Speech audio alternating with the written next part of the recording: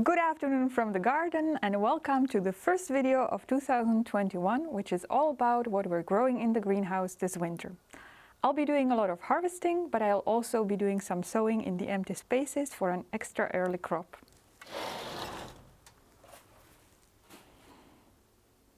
It's the 24th of January, so still pretty much the middle of winter, but as you can see, the greenhouse is full of crops that we can harvest. Our winters are getting milder by the year, so there are things that we could grow outside, and I have actually banned some crops from the greenhouse on account of this, but still having a greenhouse gives us a lot more variety in what we can grow. This is the fourth winter that we're using our greenhouse for winter crops. This is the fourth year that we have a greenhouse actually, and it is the third winter that we're filming a video like this about what we're growing for the colder months. So I will link the previous videos below and you can go back and see if you want to see how our approach develops and how we refine it. During the summers I practice a bit of crop rotation in the greenhouse. I divide it into thirds and I have nightshades, I have sweet potatoes, and I have plants from the cucumber family. And during the winter I also want to practice a bit of crop rotation to avoid a buildup of disease, especially since many of the winter greens are from the brassica or cabbage family, and those are quite susceptible to disease and pests. So I want to be able to move those around a bit just for out of caution. So again, the greenhouse is divided into thirds. There are brassica plants from the brassica family on my right, was the left for you, and on the other side I have salads and endive, which are all also from the same plant family. And then the last third behind me is empty, and that is where I will be sowing. The lettuce, endive, and the larger brassicas, which are tatsoi and paksoi, were pre-sown at home into cells on the 25th of August and then planted out into the greenhouse about 6 to 7 weeks later as the space became available after we cleared out the summer crops. If you watch my video from last year, back then I sowed the lettuce for winter cropping on the 30th of August, and I said I wished I had done it a little earlier. I managed to do it 5 days earlier this time, but I think even that made a bit of difference because the growth in summer is much faster than later towards the winter or in fall and winter when the light levels drop. So when you sow your winter crops depends on where you live, mainly on your light levels, because they need to reach some level of maturity before the light levels drop. Also, cold is of course a factor as well. But for us, the winters, as I said, are getting milder, and it's mainly the light levels that are influencing the rate of growth. So now let's look at the specific varieties that we're growing and do some harvesting, starting with the lettuce.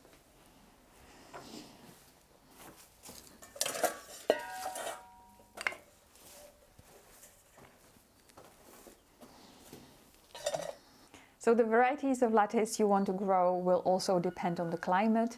There are some that are especially hardy, like Arctic King, Marvel of the Four Seasons, Winter Density, and so on. And I have actually done a little trial of hardy varieties of lettuce. But I have actually realized that since our winters are becoming so mild, we can probably grow pretty much any lettuce at this point during the winter under the protection of the greenhouse. So I should probably just grow lettuce that we enjoy eating. I do have the Arctic King because I still had some seeds and it is doing really well. It is a butterhead type of lettuce. And like all these lettuce plants, I harvest leaf by leaf.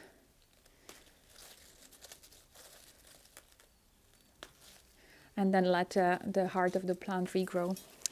Then the second one here I have is Weilan, which is more of a Kos or a main variety, which I really like. It's the type of lettuce I probably like most, and it is also much easier to pick. As you can see, the leaves have a nice crunch.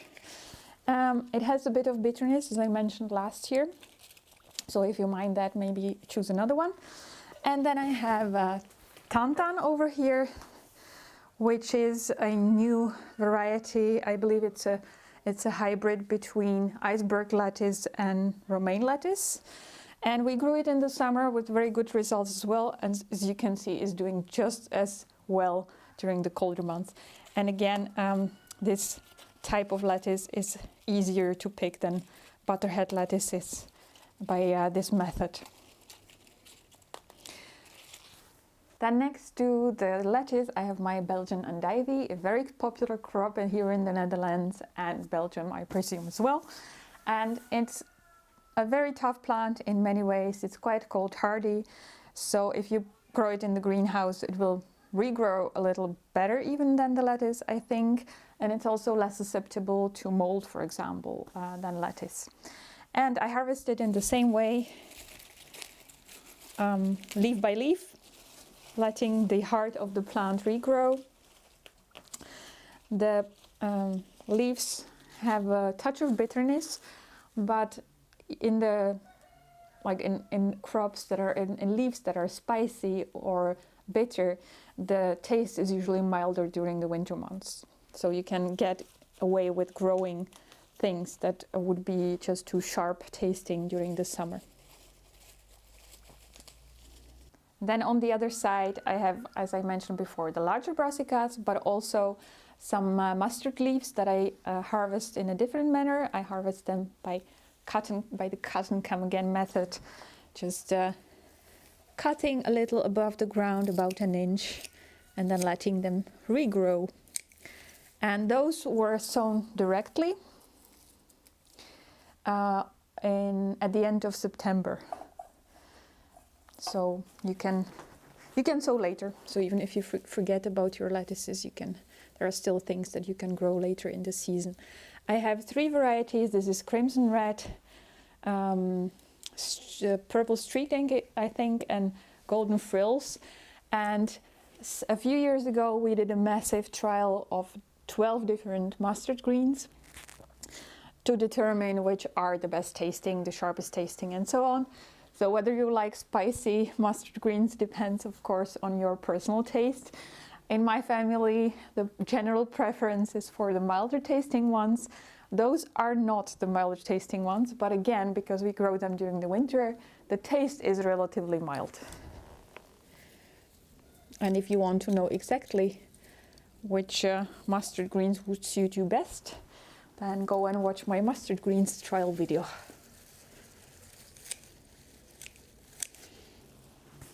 The larger brassicas, such as paksoi and tatsoi that I have here, can also be harvested leaf by leaf. And I've been doing that, but now some of the tatsoi are starting to run to seed. And it's interesting to observe because at the beginning, after planting them out, there were a couple of the paksoi that bolted quite early. And I harvested some in my December video. And now the ones that are here do not show any signs of bolting.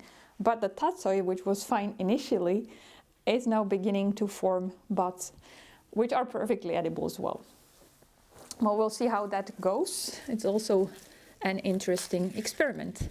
And I have a recipe in my last video for a stir fry with tofu and paksoi and tatsoi, so that's what we'll be having for dinner tonight.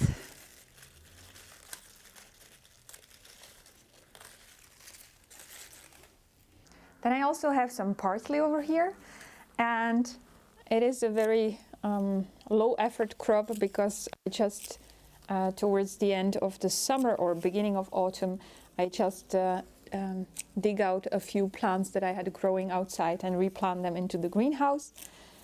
Again, those would survive outside, but they would not be regrowing this beautifully. And I really like to have some parsley on hand during the winter months to spruce up dishes like curry, for example, or a soup. And then one last crop I want to show you is this bunching onion, which interestingly, it does not look great at this moment, but it has been here since 2018 and it's 2021 now. So I don't think this was actually a perennial type of onion, or the seed that I bought was not a perennial type of onion, but it has perennialized and it's really been growing here well. And you know, when you remove the dry outer leaves, you still have a nice bunching onion that I will be able to add to our stir fry tonight. So as I mentioned at the beginning of the video, there is an empty space in the greenhouse, almost a third of it, where I want to experiment with some early sowings. Last year I wanted to sow carrots in the greenhouse early, and I did that, but not early enough. I did it in March, and March is actually when you can start sowing carrots in our climate outside. So it did not really give me much advantage, and they were taking up space too late in the season when I already wanted to put in some summer crops. So this year I want to do it in January. I have not bought new seeds, so these are from last year's, the Nant 2 that I was growing outside. And carrot seed loses viability quite quickly, so I pray that these will still be okay. We'll see. And just for fun, I want to put in some other seeds to see whether it is for us worthwhile to sow things early in the greenhouse. I have some spinach, a variety called Amazon. I have beetroot, which is called Cylindra. And I have some fennel seeds. So I'll be putting these in, and I will keep you posted on how they do.